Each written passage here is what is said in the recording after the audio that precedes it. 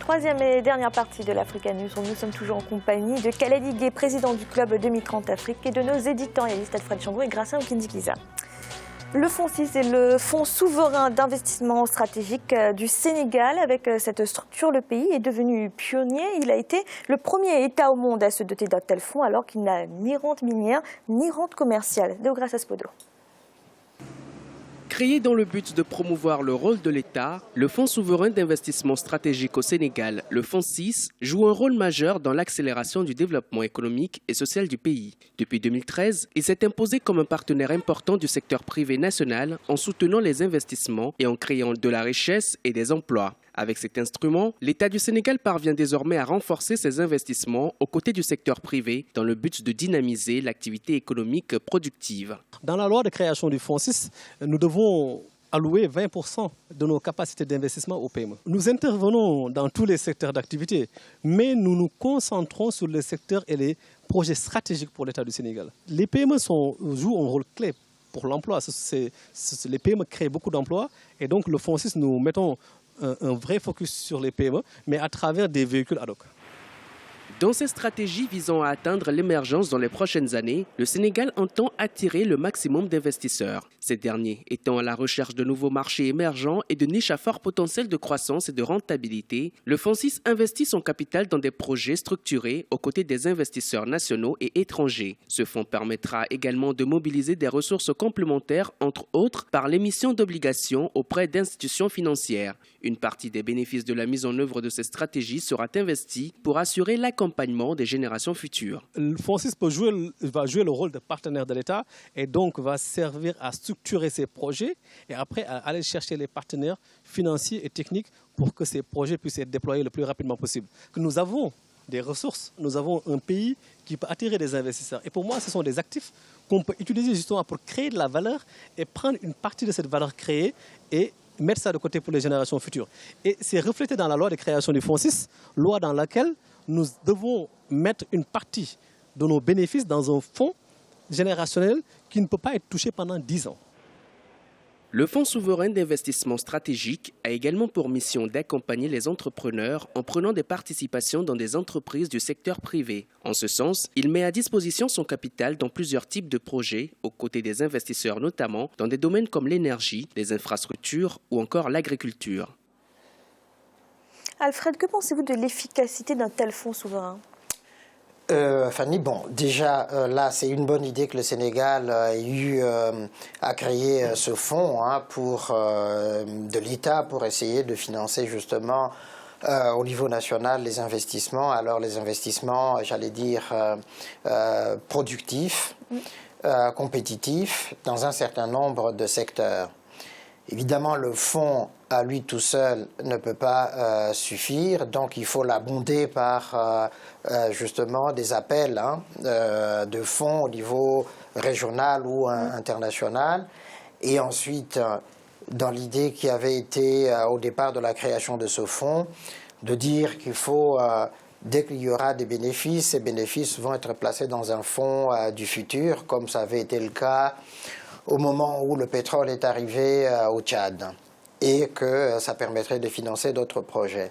Alors, l'intérêt de cela, c'est que l'efficacité vient du fait que, ils sont liés à l'OHADA, donc à cette expertise qui permet d'éviter de dilapider, de disperser ce fonds, et donc d'accompagner aussi les petites et moyennes entreprises qui ont besoin de financement pour leur agrandissement, pour leur extension ou pour l'achat des matériels, etc. Et donc d'éviter de perdre, qu'il n'y ait pas de perte, donc qu'il n'y ait pas de retour sur investissement. Ça, c'est déjà une bonne chose. Mais je pense, ce qui n'avait pas été prévu à ce moment-là, c'est la découverte justement de ces gisements de pétrole et de gaz qui vont permettre, s'ils étaient exploités de manière rationnelle, à l'État de pouvoir encore récupérer j'allais dire des recettes et puis de le placer éventuellement dans ce fonds-là. Donc c'est une très bonne initiative. Alors justement, Gracien, pour un pays qui n'a ni rente minière ni rente commerciale, c'est intéressant quand même ce fonds souverain. Oui, c'est intéressant de faire ce fonds souverain. C'est intéressant, encore faut-il que ce fonds soit disons, rentable, qui gagne de l'argent avec ce fonds. Pour moi, il y a deux problèmes qui s'opposent. Déjà, dans la mission même, parce qu'on veut financer des secteurs clés, disons, d'innovation, de créativité. Or, ce sont des secteurs qui sont souvent, bon, je ne dirais pas aléatoires, mais un peu risqués, parce qu'on se lance dans un domaine, on ne maîtrise pas correctement, mais il faut financer pour qu'on crée, au moins, on arrive à avoir quelque chose. Ce qui fait qu'il peut y avoir beaucoup de non-retour sur investissement, aussi de manque de remboursement. Deux, c'est qu'on va financer les entreprises, les PME. Soit on finance les PME qui ont une santé financière solide, donc on a fait des analyses financières, on se rend compte que c'est vraiment solide, qu'on peut financer. En ce cas-là, on est sur le marché des banques classiques qui financent les entreprises qui sont solides. Il n'y a pas un problème de liquidité pour financer ces entreprises. Soit on se dit, on va financer les entreprises, les PME, mais qui n'ont pas une santé financière solide, mais qui ont des projets bien, les projets de l'avenir, les projets innovants. Donc, on peut se lancer, on peut les encourager, on peut pousser, même si on perd de l'argent. En ce cas, ça veut dire que, pour moi, si je raisonne en tant que financier, il y a un problème du côté financier, il y a un avantage du côté politique, politico-économique, mais du côté financier, il peut y avoir un problème. Kaladi Gueye, c'est intéressant ce fonds souverain pour le plan Sénégal émergent. Ce fonds souverain rentre dans ce cadre, vous faites bien de le souligner, et c'est très important pour le plan Sénégal émergent. Il faut savoir qu'il y a un problème important dans nos pays africains, et le Sénégal en fait partie, c'est que nous n'avons pas d'épargne dans nos familles. Et quand nous voulons entreprendre, nous n'avons pas facilement accès au capital, puisque les banques ne veulent pas nous emprunter, ne veulent pas nous prêter d'argent, parce que nous n'avons pas de garantie. Il faut distinguer l'accès au capital qui se rémunère et l'accès au crédit qui sont en bourse. Ce qui tue souvent les entrepreneurs en Afrique, c'est qu'ils commencent une affaire et qu'ils doivent rembourser le crédit tout de suite. Ce que le Sénégal fait est complètement innovant. C'est disruption. En anglais, dans une entreprise, on dirait disruptive. Ce qui est bien dans ce fonds, c'est qu'il va non seulement financer les activités dans les entreprises qui comptent dans les PME, qui créent de l'emploi, mais aussi ils vont faire du conseil. Et c'est ce qu'il dit. Ils vont faire du conseil, ils vont faire du coaching, ils vont accompagner ces entreprises et ils vont pouvoir aussi racheter des entreprises qui sont en difficulté, fait du buy-out, leverage buy-out, n'ont pas effet de levier. Donc il faut encourager cette initiative. Et si c'est bien géré, ils n'auront pas de difficulté à émettre des obligations, lever du fonds au plan national, local, au plan régional, sous-régional, régional, mais sur le plan international. Et donc moi je trouve que c'est une initiative vraiment innovante. Et s'ils réussissent, pas effet de ricochet, beaucoup de pays pourront le faire après. Merci. Direction à présent le Rwanda qui a signé un accord de financement avec l'Union européenne d'un montant de 177 millions de dollars. Ces fonds devraient contribuer au développement du secteur énergétique du pays sur les 5 prochaines années. Ils sont en partie destinés à améliorer l'accès à l'électricité. Alioune Guindo. Le Rwanda reçoit un financement d'une valeur de 177 millions d'euros destiné à ses projets de développement énergétique. Avec ce montant alloué par l'Union européenne, le pays ambitionne de développer son secteur énergétique sur les 5 prochaines années. Selon le ministre rwandais de l'économie et des finances, le financement reçu de la part de l'institution permettra d'améliorer la fourniture, la transmission et la distribution de l'électricité dans le pays. L'énergie est l'une des premières priorités du gouvernement rwandais. L'accès à une énergie moderne par la majorité de la population est un prérequis pour l'atteinte de notre objectif de devenir un pays à revenu intermédiaire d'ici 2020. L'accord de financement passé avec l'Union européenne est le premier d'une série qui permettra au pays de recevoir des subventions d'une valeur totale de 460 millions d'euros. Dans cette somme, 200 millions d'euros seront consacrés à l'agriculture. Le Rwanda, comme la plupart des pays africains, a un déficit dans la production de l'énergie. Donc ce financement viendra à accroître la capacité de production en énergie, ce qui fera le secteur énergétique, c'est un secteur catalyseur. Le secteur de l'énergie va permettre à accroître la capacité d'investissement en termes de l'accès à l'énergie, mais aussi et surtout abattre le prix de l'énergie. Le Rwanda a actuellement une puissance électrique de 186 MW et ambitionne de faire passer ce chiffre à 563 MW d'ici à 2018. Selon la Banque mondiale, seuls 18% des Rwandais ont un accès constant à l'électricité. Gratien, seuls 18% des Rwandais ont un accès régulier à l'électricité. C'est encore très peu pour un pays qui a tant d'ambition. Oui, c'est très peu, mais il y a beaucoup d'évolutions. Notamment, il y a des centrales solaires qui se construisent, qui se mettent en place. Et en même temps, on est étonné quand on va à la campagne du Rwanda de trouver des gens des paysans qui ont accès à l'électricité. Et d'ailleurs, je m'étonne même sur 18%, c'est trop peu par rapport à ce qu'on voit parce que la ville de Kigali est alimentée, il n'y a pas de délestage. Alors là, c'est vrai, c'est 18%, c'est accès régulier. Accès régulier, oui, oui. Et à la campagne, on voit. Donc il y a vraiment une certaine volonté, une évolution. Mais toujours est-il que le prix, il faut qu'il baisse le prix de l'électricité pour au moins qu'il soit abordable, même si à la campagne on peut le payer, subventionné. Il faut aussi qu'en ville, les gens, ça pèse pas lourd dans le budget des ménages. Alfred, on a dit souvent dans cette émission que le Rwanda faisait des bons choix en termes de développement. Là, il met encore le doigt sur un secteur prioritaire. Mais écoute Fanny, sans électricité, il n'y a pas de développement. Ça, c'est connu et le Rwanda vient de très loin. Et donc, des efforts sont en train d'être faits pour compenser justement ce retard en électrification. Et les 175 mégawatts aujourd'hui ne suffisent pas évidemment à fournir de l'électricité à tout le monde. Mais le don que le Rwanda vient de recevoir de 177 millions d'euros va essayer de compenser pour arriver au moins à augmenter la capacité, ce qui ferait qu'à peu près 70% de la population rurale pourrait aussi avoir accès par rapport à la population urbaine. Et ça, c'est... je crois que dès le départ, Kagame a eu...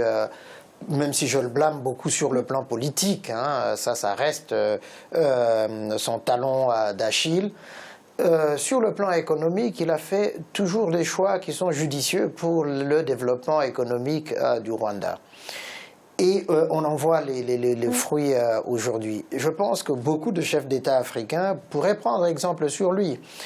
Certes, il a une pointe de fer politique. Pour ça, je le conteste, je combats fortement cela. Mais sur le plan économique et social, il fait des choix très judicieux. Et donc, ceci compensant cela, ce n'est pas une mauvaise chose pour le Rwanda.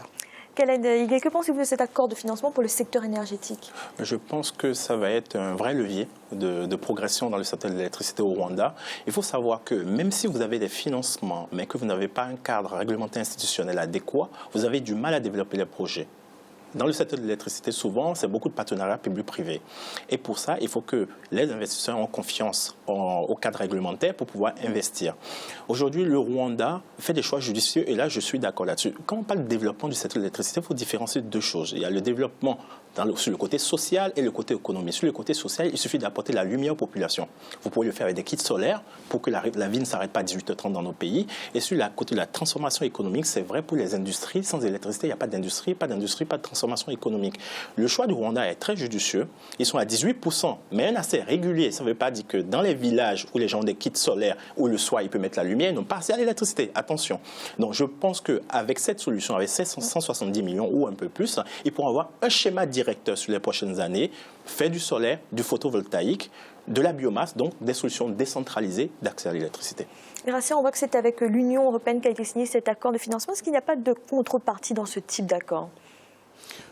C'est bien qu'en général, les contreparties existent parce que les entreprises qui vont installer, disons, ces équipements sont surtout des entreprises européennes. Mais il faut dire en même temps que le Rwanda, il est assez particulier. Le président Kagame n'accepte pas qu'on lui impose des conditions. Il dicte les conditions. On peut venir l'aider, et d'ailleurs, l'Union européenne arrive parce que c'est un pays, on se dit, ça se développe. Il ne faut pas que ça se développe sans qu'on soit là. Donc, du coup, j'ai du mal à comprendre qu'il puisse imposer des conditions. Il y a des choses, par exemple, qui se font. Par exemple, je peux vous dire qu'au Rwanda, les routes sont construites non pas par les sociétés étrangères, mais par l'armée. Donc, ça veut dire que de plus en plus, ils commencent à trouver des solutions et les gens apportent de l'argent. C'est comme les ONG. Quand on arrive au Rwanda en tant qu'ONG, on ne vient pas pour s'installer, faire ce qu'on veut. On vous dit, voilà ce qu'il faut faire à tel endroit. Vous voulez le faire à tel endroit. Si vous ne voulez pas, vous partez. Donc, c'est le Rwanda d'aujourd'hui. Merci. Et tout de suite, notre chiffre du jour. L'Égypte devient la deuxième puissance économique du continent. Le pays détrône ainsi l'Afrique du Sud et se positionne derrière le Nigeria. Un nouveau classement qui s'explique notamment par la forte dépréciation de la monnaie sud-africaine et la hausse des investissements en Égypte. Alfred, l'Afrique du Sud, on le voit, poursuit sa descente. C'est une surprise pour vous, ce classement? Non, ça ne me surprend pas, puisque le déclassement de l'Afrique du Sud est presque quasi inéluctable. D'abord lié effectivement à la crise aujourd'hui du rand en Afrique du Sud et puis à la surévaluation du dollar. Donc effectivement, ça fait la dévaluation de la monnaie automatiquement. Et puis c'est lié aussi au choix économique très hasardeux de Jacob Zuma et de son gouvernement, qui ont considérablement perturbé les investisseurs. Et donc on se retrouve à ces genres de situations. Troisième élément qu'il faut ajouter, c'est la sécheresse qui frappe quand même l'Afrique australe, qui impacte beaucoup la production économique, agricole.